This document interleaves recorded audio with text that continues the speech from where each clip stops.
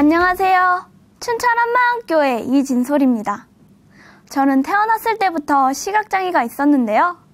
시각장애로 인해 힘든 삶을 살다가 부활하신 예수님을 만나 기쁘게 살고 있는 저의 간증을 나누고자 합니다. 저는 8살 때 시각장애 판정을 받았어요. 학교에서 담임선생님이 칠판에 뭔가를 써주셨는데 잘 안 보이는 거예요. 집에 돌아오자마자 할머니께 있었던 일을 말씀드리고 할머니와 함께 병원에 갔어요. 진료 결과는 시신경 위축과 황반 변성으로 인한 시각장애였어요. 내가 장애인이야? 그래? 나는 장애인 하기 싫은데. 어린 나이였지만 장애라는 말은 좀 충격이더라고요. 병원에서는 수술이 불가능하다고 하시면서 방법이 없다고 하셨어요. 앞으로 실명이 안 되면 다행이라고 하시더라고요. 제 시력은 손목에 시계를 차도 시계바늘이 안 보일 정도예요. 제 눈앞에 있는 반찬들도 두루뭉술하게 색깔만 보이지 어떤 반찬인지를 잘 알아보지 못하고요. 초등학교 때는 알림장을 쓰는데요. 칠판이 안 보이니까 매번 친구들에게 써달라고 부탁을 했어요. 처음에는 괜찮았는데 계속 부탁하려니까 점점 미안해지고 눈치가 보이더라고요. 친구들에게 부탁을 못해서 알림장을 못 쓰고 집에 가는 날에는 할머니께서 친구 어머니들께 전화를 하셔서 알림장을 알아보시곤 하셨는데요. 한 번은 친구가 저에게 와서 야, 우리 엄마가 너네 할머니 보고 알림장 알려달라고 그만 전화하시래 하는 거예요. 내가 눈이 잘 보였다면 이런 일도 없었을 텐데 하며 시각장애인인 제 자신이 정말 비참해 보이더라고요. 저는 오른쪽 눈보다 왼쪽 눈이 더 잘 보여서 무엇이든 볼 때 고개를 옆으로 돌려 왼쪽 눈으로 보는데요. 저는 똑바로 본다고 보는데 아무래도 눈에 초점이 안 맞다 보니까 사람들과 오해가 자주 생겨요. 오해가 생길 때마다 제가 시각장애인이라는 걸 사람들에게 말해야 했는데요. 사람들이 선입견을 가지고 나를 대하지 않을까? 동정하진 않을까? 혼자 이렇게 고민하게 되는 상황들이 싫더라고요. 하루는 이런저를 보고 남자애들이 눈병신이라고 장님이라고 놀리는 거예요. 친구들 말이 틀린 말은 아니니까 아니라고 말할 수도 없었어요. 이런 말을 들어도 반박할 수 없는 제 자신이 정말 서러웠어요. 어차피 내가 평생 지고 가야 할 짐이라는 생각에 눈물만 나더라고요. 제 장애가 원망스럽기도 하고 친구들의 말을 인정하고 있는 제 자신이 너무 미웠어요. 저는 매일 아침마다 엄마와 전쟁을 치러야 했는데요. 학교에 가기 싫어서 엄마, 나 오늘 머리 아픈데 학교 안 가면 안 돼? 엄마, 나 오늘 배 아파서 학교 못 가겠어 하고 매일 떼를 썼어요. 엄마께서는 제 속을 아시는지 모르시는지 이런 제 투정을 받아주지 않으시고 항상 학교에 보내셨어요. 결국 엄마께서는 제가 초등학교 3학년 때 시각장애 학교로 전학을 보내셨는데요. 처음에는 새로운 환경이 조금 어색했는데 생활해보니까 일반 학교보다 훨씬 편하고 좋더라고요. 그곳에는 아예 눈이 안 보이는 친구들도 있었는데요. 항상 도움만 구하고 피해만 주는 입장에 있다가 이런 친구들을 돕게 되니 너무 기뻤어요. 나도 도움을 줄 수 있구나. 나도 누군가에게는 필요한 존재구나. 이때 처음 저도 무언가를 할 수 있다는 자신감이 생긴 것 같아요. 친구들에게 받는 놀림이나 시각장애로 불편함을 겪는 등의 스트레스도 사라지고 마음도 조금 편해졌어요. 저는 혼자 외출할 때 새로운 장소에 대한 불안함이 있는데요. 제가 늘 다니던 곳은 익숙해서 괜찮은데 새로운 곳은 주변이 잘 안 보여서 힘들기 때문이에요. 얕은 턱인데도 잘 안 보여서 걸려 넘어져 사고를 당할 뻔하기도 하고 여기저기 모서리에 부딪혀 멍이 들기도 해요. 특히나 불편한 것이 있다면 화장실 표지판이 잘 안 보여서 화장실을 잘 못 찾는 것인데요. 한 번은 겨우 찾아 들어가려는데 남자분이 나오는 거예요. 표지판을 잘못 봐서 남자 화장실에 들어갈 뻔한 거죠. 이런 상황이 몇 번 있었는데 그래도 때마다 좀 민망하더라고요. 4학기 첫날 설레는 마음으로 학교에 가는 길이었어요. 겨울이었는데요. 횡단보도 앞에 무릎 높이 정도의 눈이 쌓여 있었는데 다들 잘 밟고 넘어가더라고요. 저도 밟고 넘어가려고 발을 디뎠는데 그만 잘못 디뎌서 그대로 앞으로 꼬꾸라졌어요.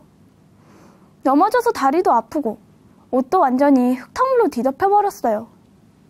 더러워진 옷을 대충 털고 학교에 갔는데 친구들이 저보고 옷이 왜 이렇게 더러워? 하고 물어보더라고요. 첫날부터 이런 상황이 생기니까 짜증도 나고 수업 내내 더러워진 옷을 입고 앉아있으려니까 찝찝해서 죽을 뻔했어요.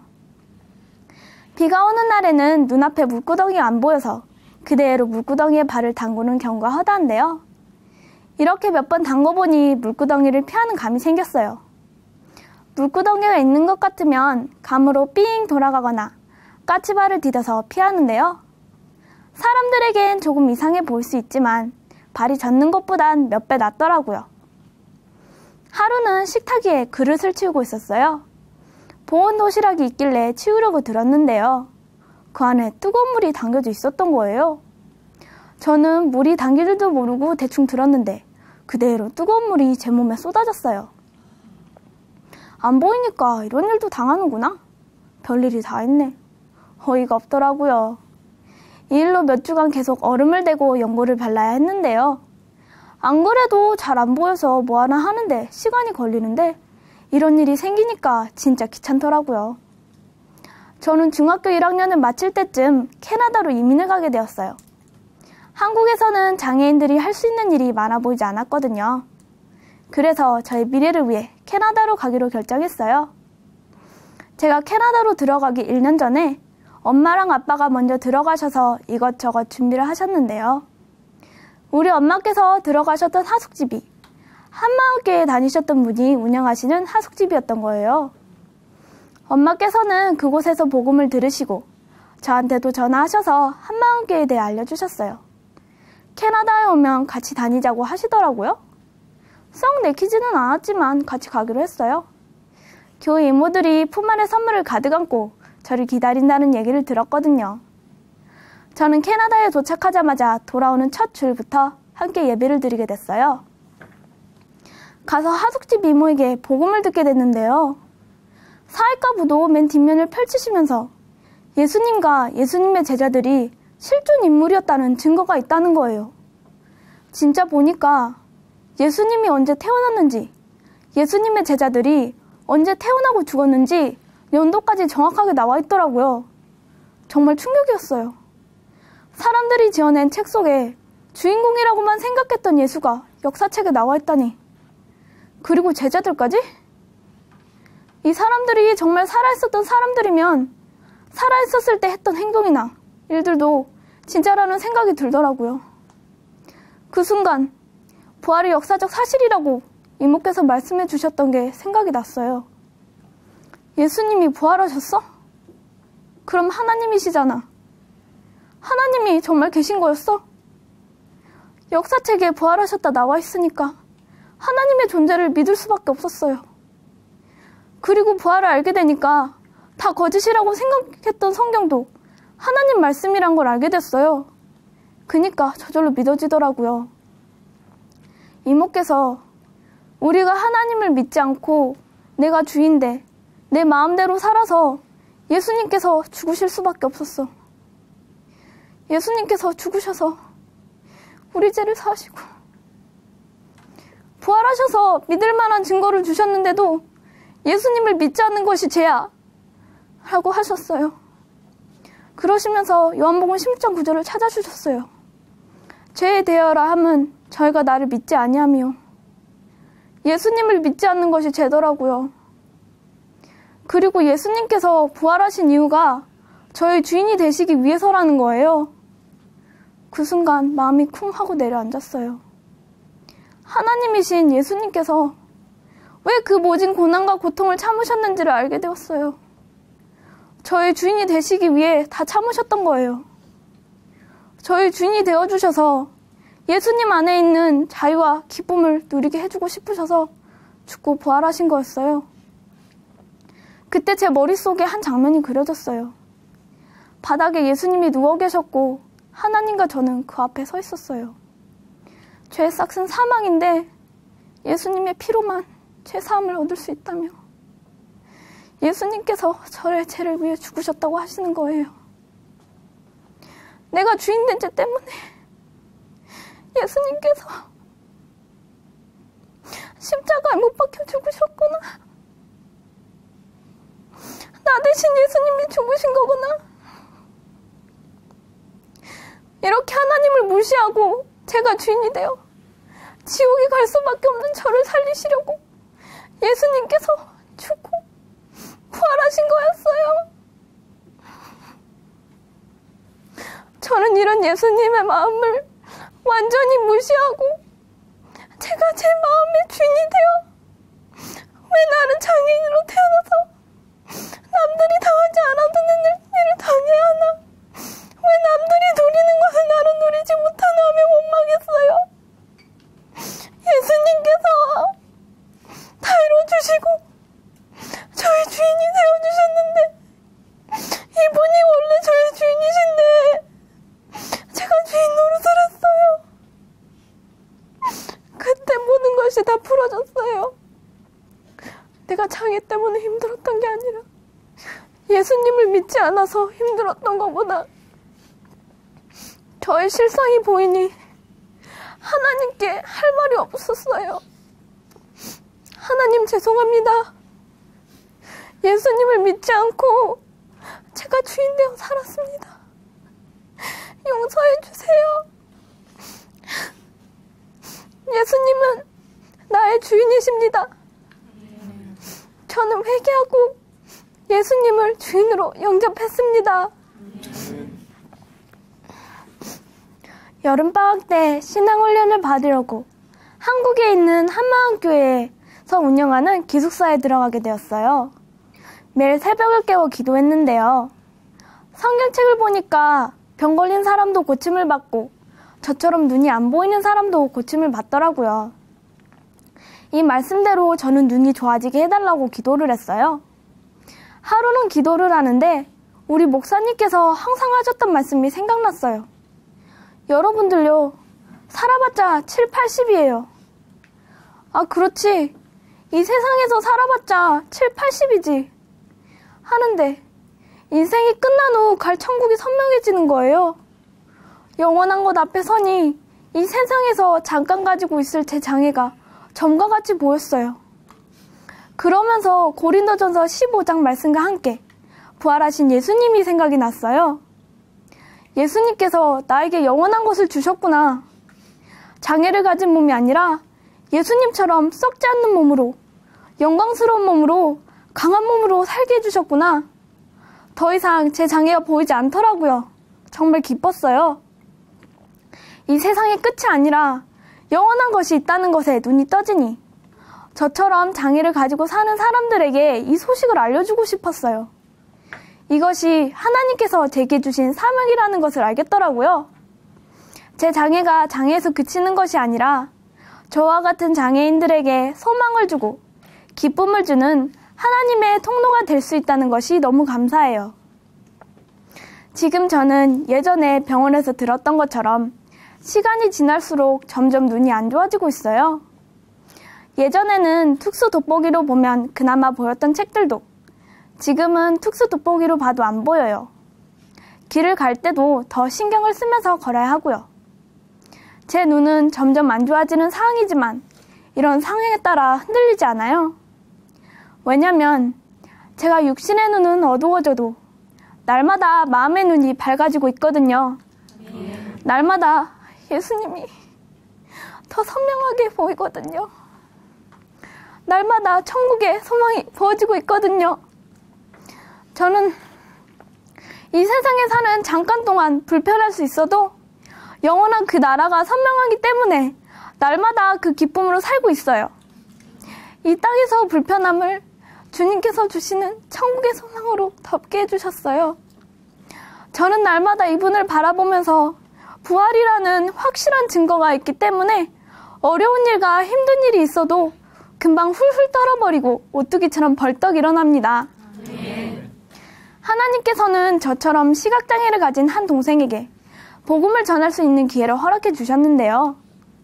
하루는 그 동생이 전화를 해서 저에게 힘들다고 하는 거예요. 저는 곧바로 동생에게 너가 힘든 건 예수님을 믿지 않아서야. 예수님이 부활하셔서 우리의 주인이 되어주셨어. 우리의 주인은 영원한 모든 것을 다 가지신 분이야. 예수님 안 믿는 거 회개하고 예수님을 주인으로 믿으면 힘들 수가 없어.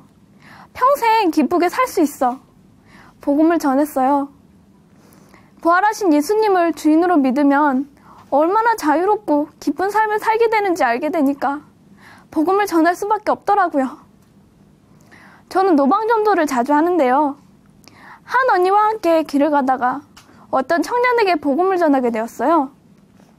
가만 보니까 지적장애를 가진 장애인이더라고요.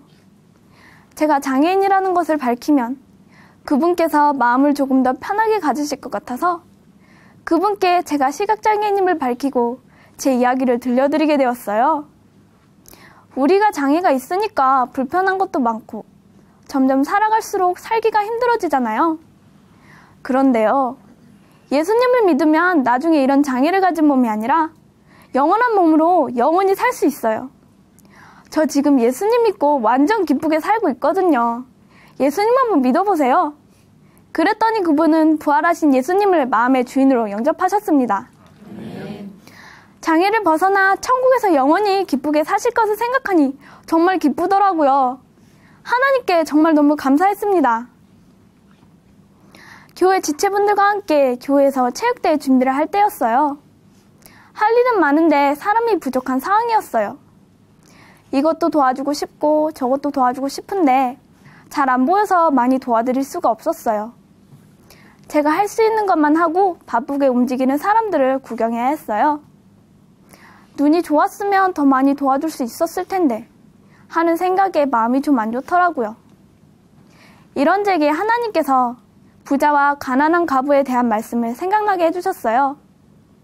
예수님께서 부자들이 헌금함에 돈을 넣는 것과 가난한 과부가 돈을 넣는 것을 보시고 내가 참으로 너에게 말하노니 이 가난한 과부가 모든 사람보다 많이 넣었도다 하시는 말씀이 꼭 제게 하시는 말씀 같더라고요.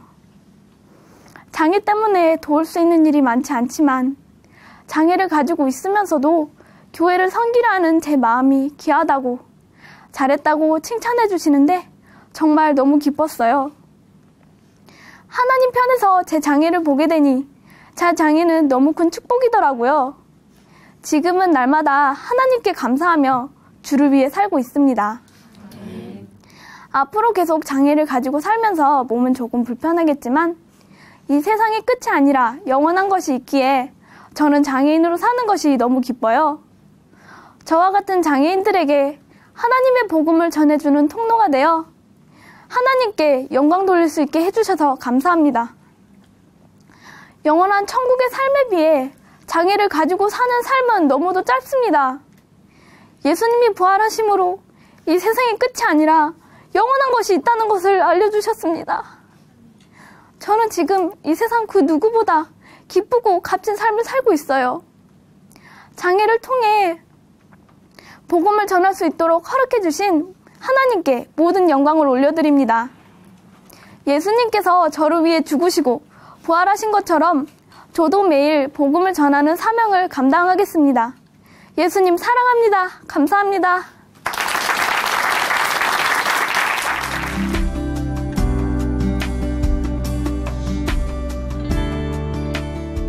안녕하세요. 춘천 한마음교회 고찬양입니다. 저는 어린 나이에 소녀가장이 되었는데요. 그로 인해 외로움 속에 살았고 사람들의 관심에 목말라하는 삶을 살았어요. 이런 제가 부활하신 예수님을 만나고 영원한 한 해 가족과 함께 기쁘고 자유한 삶을 살게 된 간증을 나누려고 합니다. 저는 남들이 사춘기를 겪을 때라고 할 때 엄마도 아빠도 없었는데요. 엄마는 결혼하시기 전부터 신부전증이라는 병을 가지고 계셨고 아빠를 만나 결혼했지만 엄마의 기대와는 다르게 결혼 생활은 행복하지 않았어요. 결국은 제가 3살 때 부모님께서는 이혼을 하셨어요. 제게 아빠에 대한 기억은 딱 하나뿐인데요. 엄마가 이혼하신 후에 잠깐 아빠와 다시 살게 되었을 때라는 것을 나중에 듣게 되었어요. 바로 아빠의 키보다도 낮은 천장을 가진 집에 가족들이 함께 있는 장면이에요. 아빠와 함께 살았던 기억은 이것밖에 없고 어느 순간 저는 엄마와 남동생과 살고 있었어요.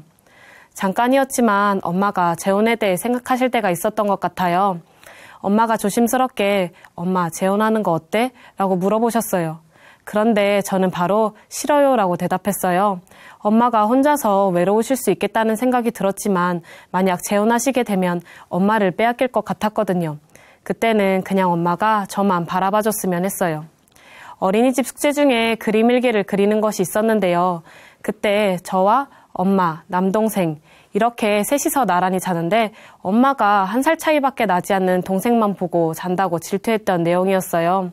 지금 생각하면 창피하기도 한데 어린 마음에 그런 내용을 그림 일기에 담을 정도로 엄마를 참 많이 좋아했던 것 같아요. 또 엄마를 많이 쫓아다니려고 했어요. 학교가 끝나고 엄마가 일을 하시는 학원에도 찾아가고 몸이 아프셔서 주기적으로 가셨던 병원에도 따라다니려고 했어요. 엄마는 안 따라와도 된다고 항상 말씀하셨지만 엄마와 함께 있는 시간이 너무 좋았어요. 엄마랑 무엇을 해도 그냥 같이 있기만 해도 너무 좋았어요. 그렇게 아빠가 없다는 것에 대한 외로움도 전혀 느끼지 못할 정도로 엄마와 행복한 시간을 보냈어요. 이렇게 잘 지내고 있던 어느 날 중학교 1학년 겨울방학 때였어요. 저녁을 맛있게 먹고 집에 와서 엄마는 투석도 잘 하시고 다 씻고 자려고 했는데 엄마가 갑자기 쓰러지신 거예요. 너무 순식간에 일어난 일이었어요. 정신이 없었던 저와 동생은 바로 119에 신고하지도 못하고 가장 가까웠던 이모에게로 연락을 했어요. 그리고 엄마는 중환자실로 들어가셨어요. 그때 엄마의 병명은 뇌출혈이었고 그렇게 엄마는 의식 없이 누워 계시다가 5일 뒤에 천국으로 가셨어요. 너무 갑작스럽게 많은 일들이 일어나니까 처음에는 너무 당황스럽고 엄마의 죽음을 잘 실감하지 못했던 것 같아요. 장례식장에 서서 엄마의 영정사진을 보면서 엄마 사진이 왜 저기 있지? 라는 생각이 들기도 했어요. 그런데 시간이 지나면서 항상 제 옆에 있던 엄마가 이제는 안 계신다는 것이 실감이 나고 엄마의 빈자리가 점점 크게 느껴지기 시작했어요. 평상시에는 아무렇지도 않은데 자려고 누우면 엄마가 너무 보고 싶어지는 거예요. 매일 엄마와 옆에서 나란히 잤었는데 어느 순간 저는 혼자서 자고 있었어요. 엄마가 진짜 없구나 하는 생각이 들고 그럴 때마다 괜찮다고 울지 말자고 혼자 위로하고 다짐하지만 항상 울며 잠이 들었어요. 엄마가 돌아가시고 나서 저는 이모네 식구들과 살게 되었는데요. 이모네 식구들과 살면서 생기는 갈등으로 제 마음은 더 힘들어져 갔어요. 이모와 이모부는 오래전부터 우리 가정을 많이 도와주셨던 분들이셨어요. 그래서 감사하는 마음을 가지고 있었는데요. 막상 함께 살게 되니까 제가 살아오던 방식과 이모네 식구들이 살아오던 방식은 너무 달라 많이 부딪혔어요. 저는 엄마가 아프셔서 항상 음식은 싱겁게 먹고 자랐는데요. 이모가 만드시는 음식은 많이 짰어요. 그래서 이모에게 조심스럽게 소금을 덜 넣자고 이야기를 했는데도 계속 음식은 짜더라고요. 이렇게 사소한 일로 시작해서 하루에도 몇 번씩 부딪히니까 제 마음은 지쳐갔어요. 내 마음을 알아주는 사람은 이 세상에 아무도 없다는 생각이 들었어요. 그러면서 나는 혼자야 라는 생각으로 가득 차기 시작했는데요. 방에 들어가 소리도 내지 못하고 가슴을 쳐가며 울기도 했어요.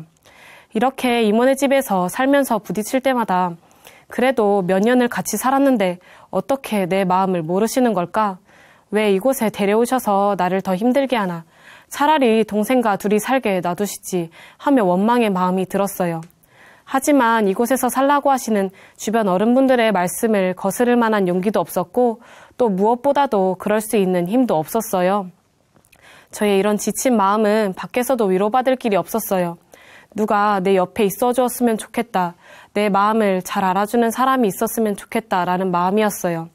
하지만 어떤 때는 이유도 모르는 왕따를 당하기도 하고 사람의 겉과 속이 다르다는 것을 계속 경험하고 나니까 사람들에게 버림받지 않기 위해 눈치를 더 많이 보게 되는 거예요. 사람들의 말 한마디, 눈빛 하나, 행동 하나까지 모든 것들이 신경 쓰이기 시작했어요. 사람들이 앞에서 저렇게 웃고 있어도 뒤에서 내 욕을 하고 있을지 몰라라고 생각했고 조금이라도 상대방이 기분 나빠하는 것 같거나 싫은 눈빛을 보내면 저는 말, 행동 모두 조마조마했어요. 그 사람에 맞게 저의 모든 것이 결정되었어요. 하지만 저는 이런 갈등과 힘든 마음을 다른 사람들에게 드러내지 않고 항상 웃고 다녔어요. 저의 이런 마음이 들키면 어른들이 걱정하실 것 같았고 저는 항상 착하고 밝은 아이여야 할 것 같았거든요. 그리고 이모와 이모부에게 감사해야 한다고 말씀하시는 어른들에게 이런 저의 마음을 드러내는 것은 사치라고 생각했어요. 그렇게 저는 저의 모든 것을 꽁꽁 숨기는 사람이 되었습니다. 매일 이런 생활이 반복되다 보니까 제 마음속에는 엄마가 있었으면 이라는 생각으로 가득 찼고 더 자주 엄마 생각이 났어요. 엄마는 힘든 상황 속에서도 예수님을 열심히 믿었던 분이셨는데요. 시간이 날 때마다 성경을 연구하시고 자기 전에는 꼭 엎드려 기도하시고 항상 예수님을 전하는 분이셨어요. 그런 엄마가 천국에 계신 것은 확실한데 제가 천국에 갈 수 있을 거라는 확신이 서지 않는 거예요. 보고 싶은 엄마를 볼 수 없을 거라는 생각에 고민이 되었어요. 고민이 깊어지면서 하나님이 진짜 살아계신 건가 하는 생각이 들었어요. 너무 당황스러웠어요. 어떤 일이 생겨도 가장 기본이라고 생각되는 하나님의 실존이 흔들릴 거라는 생각은 전혀 하지 못했거든요. 저도 어렸을 때부터 교회에서 하는 모든 것들을 좋아하고 체험도 있었고 누구보다 예수님을 잘 믿고 있다고 생각했어요. 그런데 이렇게 믿음이 흔들리고 하나님이 살아계신 것까지 흔들리기 시작한 거예요. 그러다가 그의 청소년 수련회 때 하나님이 살아계신 것이 선명하지 않다고 솔직하게 고민을 털어놓았고 선생님께서는 말씀으로 교제를 해주셨어요. 저는 그 교제를 통해서 부활의 증인들에게 집중하게 되었어요. 십자가 앞에서 예수님을 배신했던 제자들과 예수님을 미쳤다고 했던 친동생 야고보, 예수님을 핍박했던 바울이 부활하신 예수님을 만나고 그들의 삶이 완전히 바뀐 것을 보게 되었어요. 그 변화는 예수님께서 부활하신 것을 본 후에야 진정으로 예수님을 주인으로 믿고 시작된 것이었어요. 예수님을 나의 주, 나의 하나님이라고 고백하고 자신들이 부활의 증인이라고 말하고 죽음도 초월하는 모습을 보니까 부활이 새롭게 들렸어요. 예수님께서 십자가에서 죽으시고 3일 만에 부활하셨다는 것을 어렸을 때부터 많이 들어왔었는데요. 이 부활이 진짜 사실이었어요. 예수님께서 부활하신 것은 역사에 기록된 실제 사건이었어요. 그리고 부활을 통해서 에베소서 말씀처럼 예수님이 지금 살아계셔서 하늘보좌 우편에 앉아 계신 분이라는 게 선명해졌어요. 하늘보좌 우편에 앉으신 예수님은 전능하신 하나님이셨어요. 이 세상뿐 아니라 우주뿐만 아니라 모든 것들을 다스리시는 하나님이셨고 이 세상의 어떤 이름보다도 가장 뛰어나신 분이셨어요. 이분이 원래 저의 주인이셨어요. 이렇게 예수님 앞에 서게 되니까 제 것이라 주장할 것이 없고 그 어떤 것도 제 마음대로 할 수 없다는 것이 그대로 순간에 알아졌어요. 예수님을 믿고 있다고 생각하는 저에게 부활하셔서 진짜 주인을 보여주셨어요. 그러면서 예수님을 믿지 않고 있는 중심이 보였어요. 예수님이 죽으시고 부활하신 이유가 나의 주인 되기 위해서인데 그동안 들었던 부활로 예수님이 나의 주인이시라고 고백했지만 모든 것의 주권이 예수님께 있음을 믿지 않았다는 것을 알게 되었어요. 하나님께서는 저에게 너의 모든 것의 주인, 너의 마음의 주인이 누구냐고 물어보시는 것 같았어요. 그런데 저는 사람들에게 상처를 받았다고 너무나 타당하게 우울한 감정을 붙들고 살고 있었어요. 갑작스럽게 찾아오는 우울함과 외로움도 남들과는 다른 힘든 상황 속에 있기 때문이라고 그 감정을 붙들었어요. 제가 모든 것을 책임지려고 하고 있었어요. 그런데 진짜 주인을 보니 이렇게 사는 저의 중심이 바로 예수님을 믿지 않는 것이었어요. 저는 하나님께 고백했어요. 제가 예수님을 믿지 않았습니다. 죽으시고 부활하셔서 하늘보좌 우편에 앉으신 예수님이 나의 주인이신데 예수님을 믿지 않았습니다. 용서해 주세요. 제 것은 하나도 없습니다. 예수님, 당신은 나의 주인이십니다. 제 모든 것의 주인이십니다. 이렇게 예수님을 믿지 않고 제가 주인된 죄에서 돌이켜 회개하고 예수님을 온전히 저의 주인으로 영접했어요. 예수님을 주인으로 모신 후에 하나님께서 알려주신 것이 있는데요. 바로 예수님의 통치 아래 살면 된다는 것이었어요. 부활을 통해서 전능하신 하나님 말씀에 그대로 아멘하고 그분의 인도하심대로 움직이면 되는 것이었어요. 그렇게 저의 모든 것을 책임져 주시는 예수님을 그대로 보니 너무 감사했어요. 그리고 제 모든 문제는 진짜 주인이신 부활하신 예수님을 통해 해결되기 시작했어요. 제가 그토록 힘들어했던 인간관계의 문제도 예수님을 통해 해결되었어요. 사람들을 만날 때마다 저 사람이 나를 어떻게 생각할까? 소외되는 것 같다, 우울하다, 외롭다, 그런 생각이 많이 들었는데 이런 생각보다도 부활하신 예수님이 기뻐하시는 것을 붙잡아야겠다는 생각이 들었어요. 학교에서 공부를 하고 있었는데요. 갑자기 내 옆에는 아무도 없는 것 같아, 나는 혼자야 하는 생각이 들면서 우울해지는 거예요. 그런데 주인이신 예수님이 생각났어요. 그리고 이렇게 기도했어요. 예수님, 제 마음이 우울해요. 그런데 우울해하는 것은 예수님을 믿지 않는 것이잖아요. 이 마음을 주님께 맡길게요. 예수님은 나의 주인이십니다. 그리고 인간관계의 주인도 예수님이십니다. 하나님께서 가장 좋은 길로 인도해 주실 줄 믿습니다. 이렇게 예수님이 나의 주인이시라고 기도하며 힘든 상황에 상관없이 살았어요. 그러니 어려운 상황 가운데서 피할 길을 내주시고 제 마음에는 환경과 상관없는 평강이 넘쳤어요. 사람들과의 관계에 자신 없어 항상 경직되어 있고 긴장되어 있고 굳어있던 저였는데 마음에 평강이 넘치니까 여유가 생기고 기쁨이 넘치는 거예요. 예전처럼 제 힘으로 용 쓰면서 친구들의 필요나 요구를 맞춘 것이 아니었어요.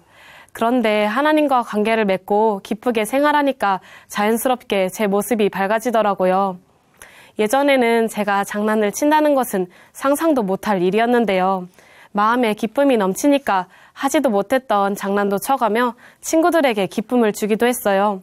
그리고 내가 주인 되어 사람의 눈치를 보고 나를 보고 했던 마음이 주인이신 예수님으로 가득 차니까 하나님의 사랑으로 친구들을 대하게 되었어요. 그러니 처음에 멀리했던 친구들도 다시 다가오고 더 많은 친구들과 사귐을 가지게 되었어요. 예수님께서 인간관계의 문제를 해결해 주셨어요. 그 이후로 저는 모든 문제를 주인이신 예수님께 맡겼어요. 예전에는 진학, 돈, 동생, 엄마가 없으니까 제가 책임져야 하는 부분이 많아 보였어요. 돈이 많이 드는 사립대 말고 돈이 적게 드는 국립대를 가야 한다든지 철없는 동생을 어떻게 끌어줘야 하는지 그런 생각을 많이 했어요. 그런데 그럴 이유가 전혀 없었어요. 주인이신 예수님께서 제 모든 것을 책임져 주시니까 모든 것을 이분께 맡기게 되는 거예요. 제게 허락하신 자리에서 제게 허락하신 것들에 최선을 다하면 되는 것이었어요. 그리고 예수님을 믿기 전에는 제 마음 아픈 것만 생각했는데 예수님을 주인으로 모시고 아픔이 사라지니까 다른 사람의 마음을 볼 수 있게 되었어요. 그러면서 자연스럽게 이모네 식구들과의 관계가 해결되었어요. 예전에는 이모와 이모부의 마음을 참 많이 오해했던 것 같아요. 몇몇 어른분들께서는 제게 이모와 이모부가 저와 동생을 맡아 길러주시는 것만으로도 감사해야 한다고 하셨었는데요. 사실 저는 그때 그 말씀에 공감하지 못했었어요.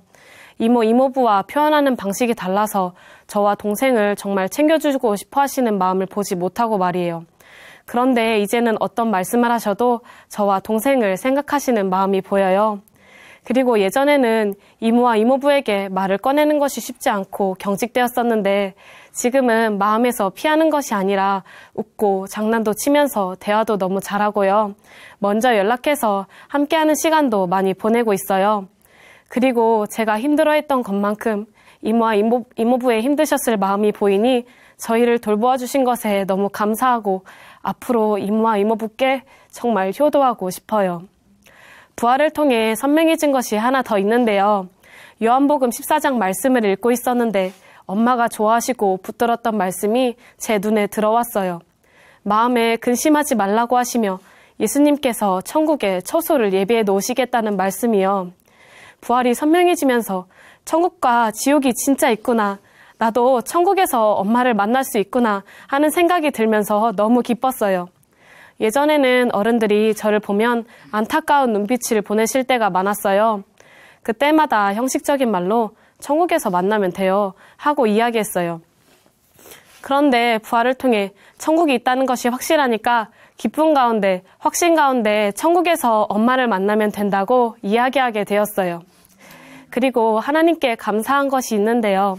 하나님께서는 저의 시야를 넓혀 교회 공동체를 보게 해주셨어요.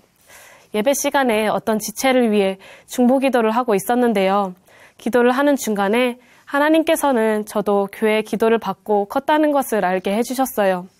항상 부모님의 기도를 받는 아이들의 모습을 보면 부러웠고 그 아이들은 하나님의 인도하심을 받는 것을 보았거든요.